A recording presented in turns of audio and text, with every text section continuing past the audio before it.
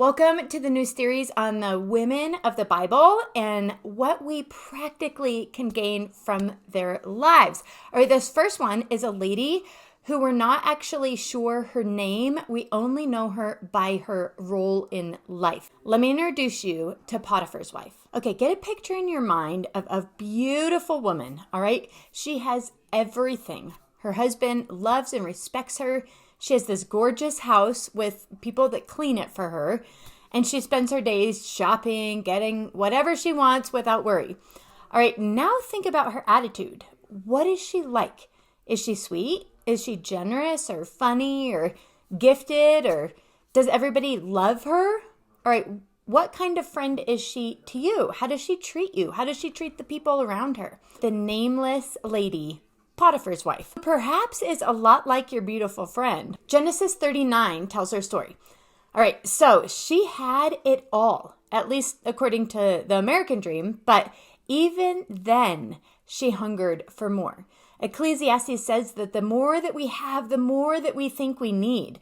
And I suppose that's why this sweet little family that I met in Tanzania, Africa, in the poorest tribe of all of Africa, was so willing to give me the only bananas that they had. All right, our desire grows for what we're gazing at. And Potiphar's wife was gazing at Joseph. James tells us that when desire conceives, it gives birth to death.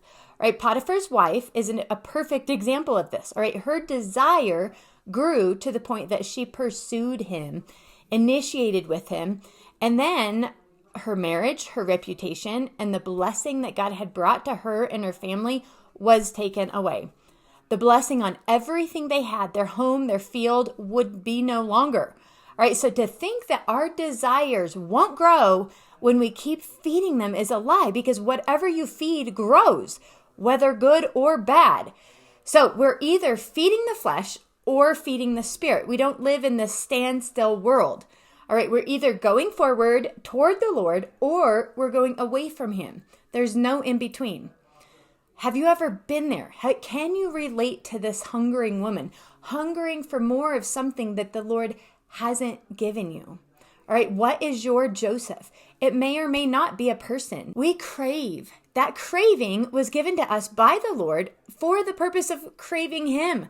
That craving is beautiful when we're craving the right things or the right person, namely the Lord. He is the only one who will truly fill us and satisfy us. So are you feeding your flesh or your spirit right now? Are you setting your heart on the Lord, or are you setting your heart on some other desire?